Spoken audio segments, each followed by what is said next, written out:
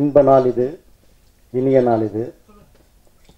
தம்பி ரித்தீஷ் அவர்கள் அடிக்கடிக்கு அண்ணே அண்ணே சந்திக்கிறனே, கண்டிப்பாக அந்த ஒரு வாஞ்சை, அன்பு, ஈடுபாடு, உணர்வு அப்படியே ஒட்டுமொத்தமாக இருக்கும். அண்ணே எப்படியாவது நீங்கள் வந்து ராதாகிருஷ்ணன் நீங்கள் ஆதரிக்கணுண்ணே அண்ணே அண்ணே அப்படின்னு. இல்லை தம்பி நம்ம பேசுவோம், கண்டிப்பாக பண்ணுவோன்னு அதுக்கு ஒரு விடிந்தது. தம்பி சிவா கிட்ட பேசி ராதாகிருஷ்ணனோட இணைந்து பணியாற்ற வச்சேன்.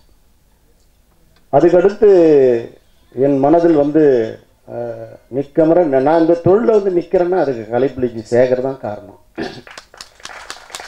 மீரான் சாத்தரில் 5ஆம் நம்பரில் வந்து விநியோகஸ்தனாக இருக்கும்போது பகல் நேரத்தில் என்கிட்ட வந்து உட்காந்துன்னு கதைகள் சொன்னோம். இன்னும் என் மனசில் மீண்டும் பராசக்தி இருக்குது, யார் பார்ட் 2 இருக்குது. இப்படி எண்ணிறந்த பொல்லாத ஊர் இன்னைக்கு சொன்னால் கூட அந்த படம் சூப்பர் ஹிட் ஆகும். தம்பி விஷால் நீ கூட அதில் நடிக்கலாம், ஏன்னா ஒரு வெற்றி படமாவது கிடையாது. ஏன்னா 12 படம் நீ தோத்துருக்கிற. இந்த 12 படம் எடுத்த தயாரிப்பாளர் ரோடில் நின்றுன்னு 6 கோடி 7 கோடி 5 கோடின்னு தொலைச்சி போயிருக்கிறான். அவனுக்கெல்லாம் நீ வழி பண்ணல. ரமேஷ் நாயுடு மிகப்பெரிய செல்வந்தன், மாபெரும் வசதியானவர். அவர் உன்னை வச்சு ஒரு படம் சமர்னு எடுத்தார்.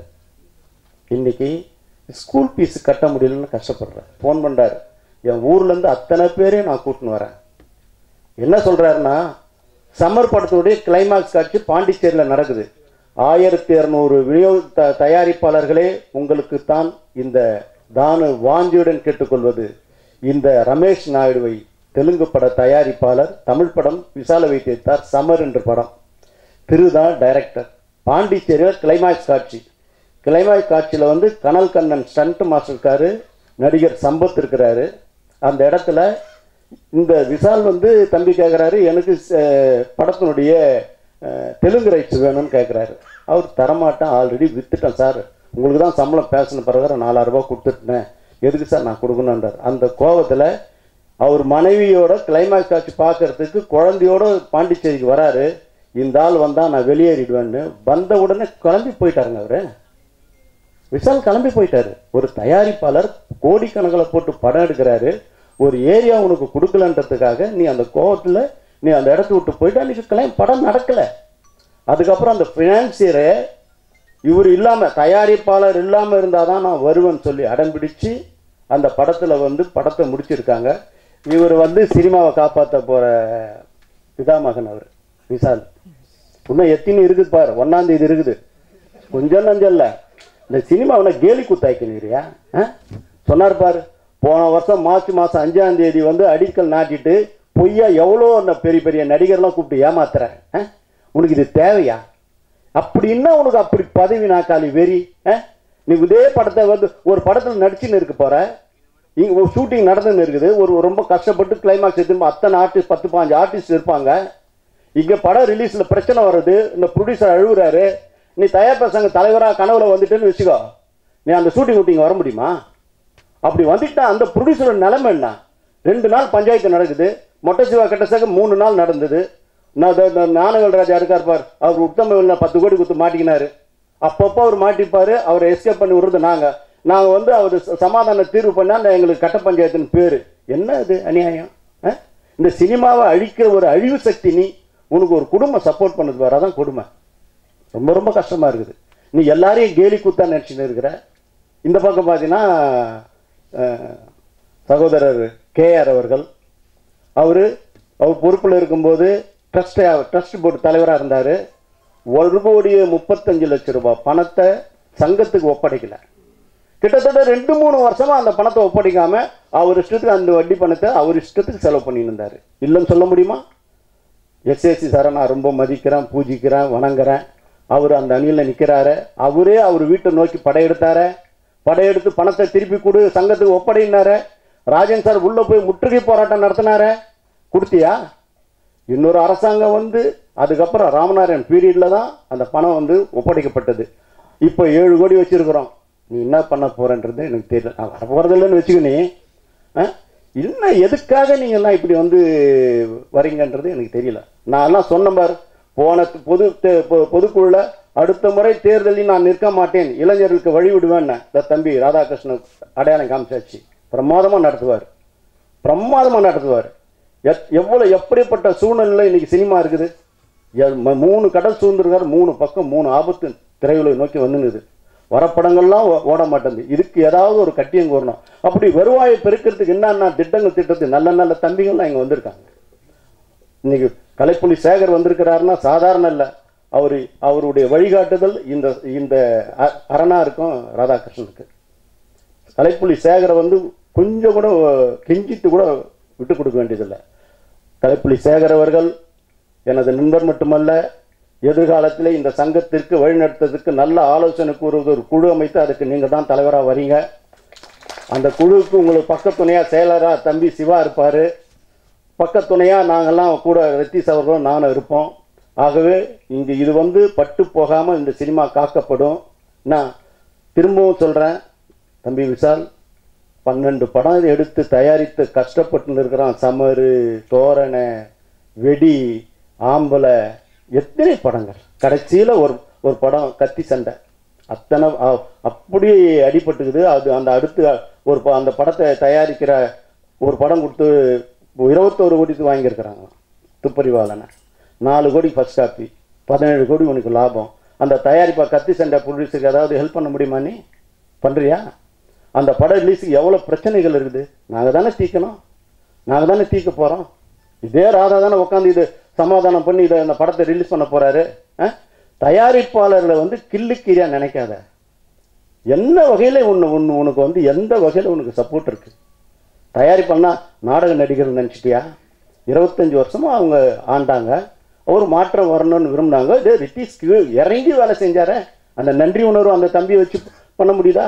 அவரை ஏமாத்துறதுக்கு மார்ச் மாதம் அவர் பிறந்த நாளுக்கு ஒரு அடிக்கல் நாட்டினேன். அதோடு அவர் அனுப்பிச்சிட்டேன். நாசருடைய பிறந்த நாளுக்கு சேர்த்து. பாவம் உள்ளுக்குள்ளே வேதனையில் புழுவாத்த வச்சுன்னு இருக்கிறார் நாசர் சார். ஒரு புனித ஸ்தலமாக அவரை அந்த காலத்தில் யாரும் குறையே சொல்ல முடியாது. அவருக்கு வாய்ச்சது ஒரு தப்பு. ஆனால் தப்பாகவே போவோம், கவலை இல்லை. அது 2ஆம் தேதி நம்மளுக்கு விடை அளிப்பாங்க. ஒட்டுமொத்த தயாரிப்பாளர் இப்போ பார்த்தீங்களா, ரமேஷ் நாயுடுன்ற ஒரு தெலுங்கு பட தயாரிப்பாளர் இவரை வச்சு சமர்னு ஒரு படம் எடுத்து கஷ்டப்பட்டு இருக்கிறாரு. ஆதங்கத்தை கொட்டி தீர்த்தார்.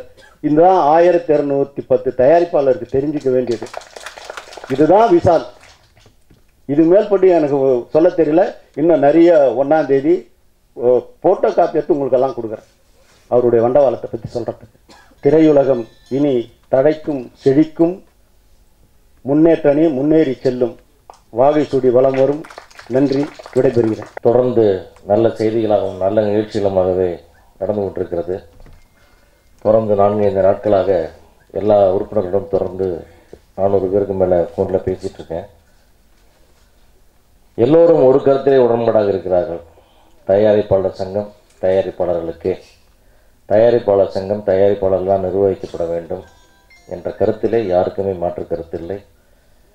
அது ரொம்ப எல்லாத்தோட பேச ரொம்ப மகிழ்ச்சியாக இருக்குது. இதில்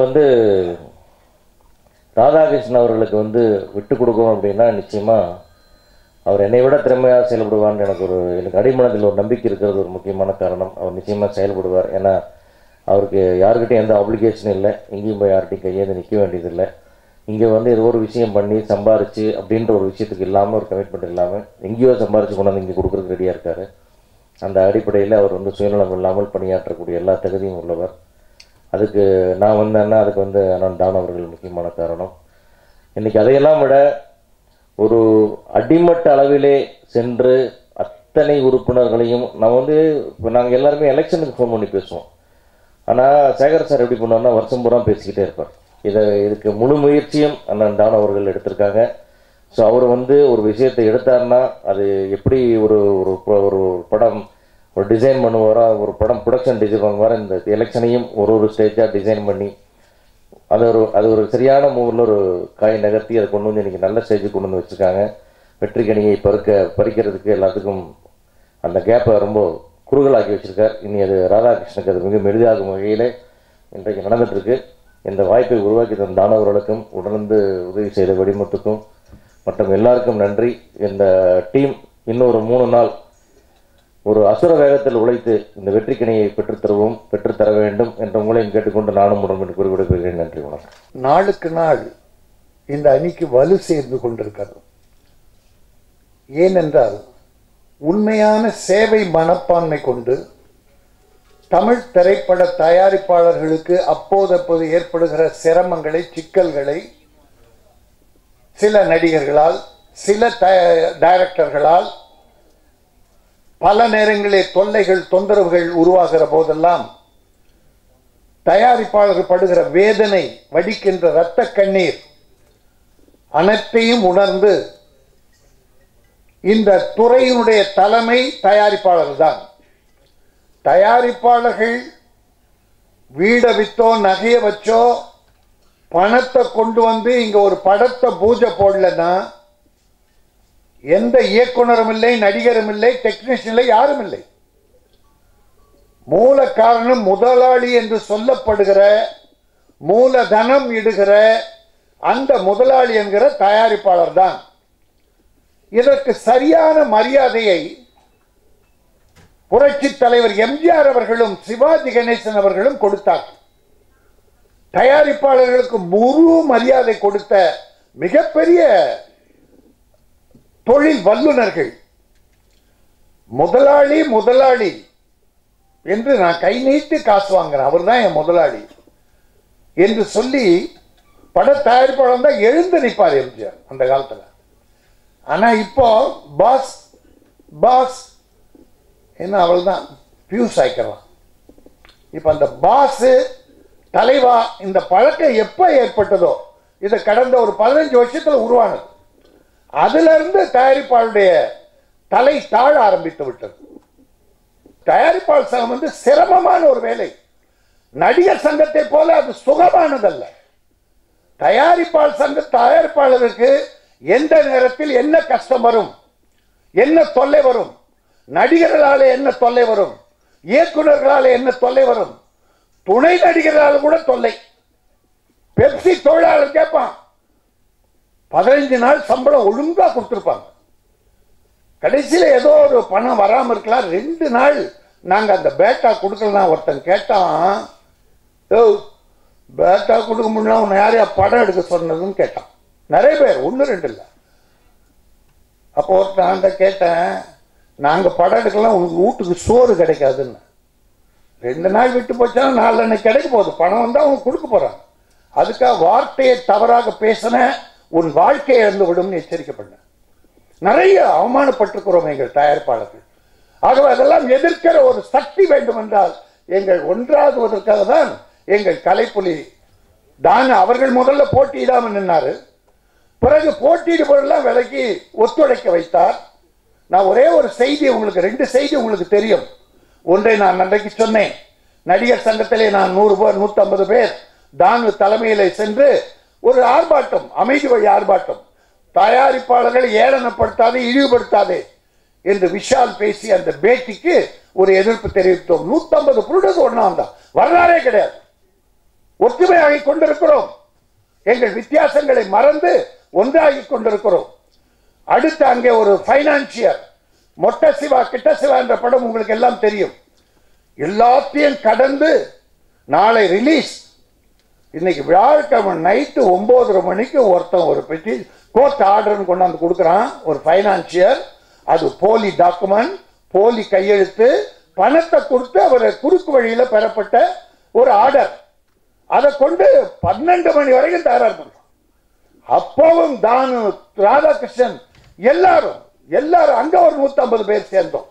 பிறகு 12 மணிக்கு அவன் கிளியர் பண்ணி படம் ரிலீஸ் ஆகும். அன்னைக்கு அந்த தம்பி லாரன்ஸ் ஆக வந்து அங்கேயே இருந்தது ரிலீஸ் பண்ற வரைக்கும். ஆக அந்த அளவுக்கு எங்களுடைய ஒற்றுமை, இந்த 2 நிகழ்ச்சியும் ஒரு உதாரணங்கள். இனி நாங்கள் இப்படித்தான் ஒன்றுபடுவோம். தயாரிப்பாளருக்கு ஒரு பாதுகாப்பு இல்லை என்றால், பாதிப்பு என்றால், எங்கள் அணி அங்கே சென்று தயாரிப்பு பாதுகாப்பாக இருப்போம் என்பதை சொல்லி இன்றைக்கு ஒரு நல்ல செய்தி, ஒரு முகத்தோடு வந்து ராதாகிருஷ்ணனும் அவருடைய அணியும் நாங்கள் எல்லாம் வெற்றி பெறுவதற்கு ஒரு நல்ல முன்னுதாரணத்தை தந்திருக்கிறார்கள். இனி இந்த 3 நாள் வேகமா எங்க வேலை நடக்கும். அடுத்தவர்களும் வருவார்கள் என்று நம்பி விடைபெறுகிறேன். நன்றி, வணக்கம்.